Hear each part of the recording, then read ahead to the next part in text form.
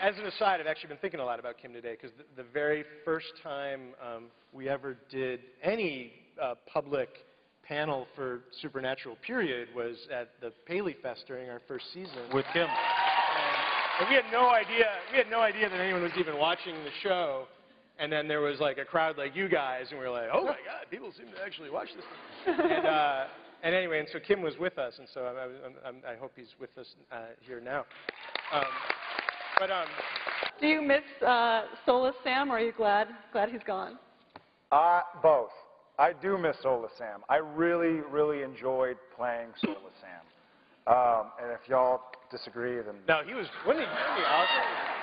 Yeah, totally good. chilling is that, like, we love what you did with it, by Thanks, the way. man. We really Well, I had great material to work with. But I've not been shy about the fact that I like to play a little bit darker, a little bit disturbed. I've had a wonderful time as Sam, and he's disturbed enough. But I did have a fun time kind of playing with, I guess, what the writers have been playing with, what is a soul, where does it reside, what's its influence on your personality and your decisions. So I had a great time. I'm happy to be back, but I do miss the little guy. And I have to read this question just because it's the best phrasing ever. You know, and we talked a little bit about this backstage, but for the fans, Jensen, do you think that Dean is finally getting back to his usual self now that Sam is all soulful Care Bear again?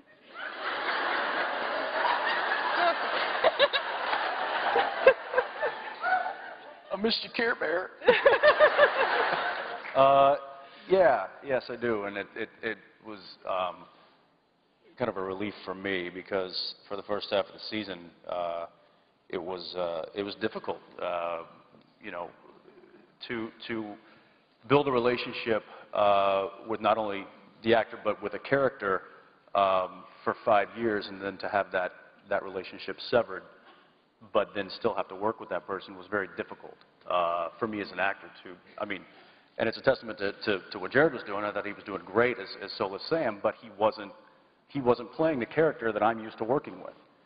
So it was really, I struggled with it. In fact, I called down and talked to these guys about it, and I'm like, I'm kind of feeling way out of my comfort zone here, and I don't know what's going on. And I just didn't have those tools to use anymore that I had for the past 5 years. So I was very relieved when I read that episode and he was getting his soul back, because then I could go back to playing Dean the way that I'm normally playing Dean, and it was difficult, but you know, it was a good storyline. Just this past week, Bob Singer was like, hey, you know, I happened to be watching TNT this morning, and the pilot was on.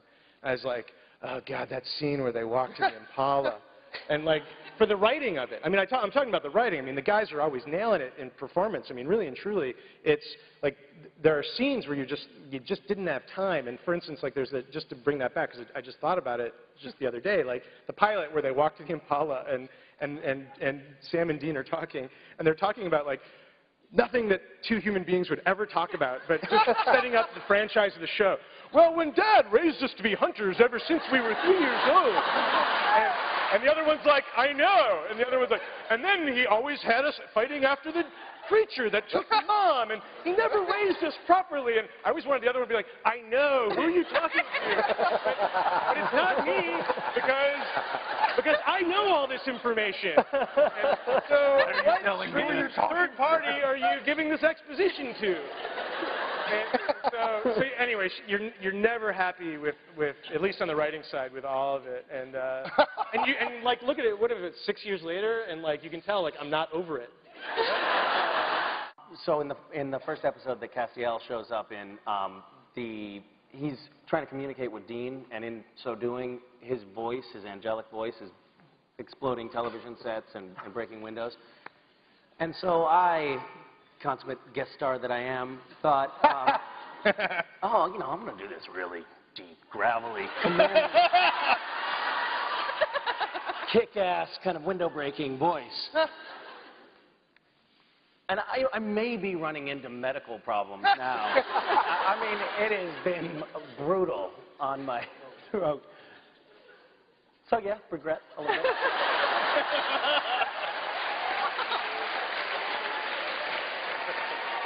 You know, what would be nice is if somehow Castiel like has a tank of helium with him, and then he just talks like I do normally. You know. I think you should talk like Some way to justify Castiel it. from French Mistake. Yeah. Hello. I remember when we filmed that scene too, and he came in, and this was the first time I'd worked with him, and he went into this voice and this spiel, and after the first take, I turned to our camera department, and I just went, "What is he?"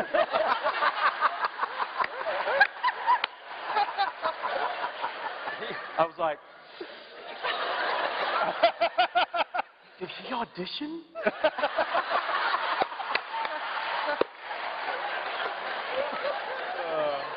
He knows that. I've told him that, and I continue to tell him that all the time. So. He said the same thing to me because I didn't have a scene with him. And I was like, hey, how's the new guy? He's like, really nice. He's What the hell is he doing on camera? he's strange. Like, it was never bad because he's not a bad actor, obviously. He's like, he's really strange. So we'd walk past him, and he's like, I think he's in character. Look. And were you?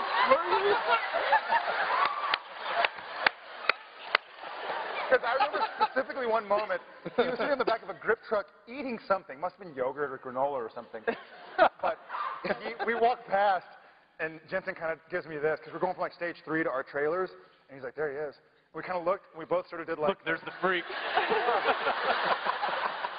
And I was like, but Misha has a very pensive look about him if he's just relaxing. So I was like, yeah, it looks like he's thinking or something. and or on the toilet. Yeah. Or both. But I will say that his consistency in that character has been... His saving grace. it has.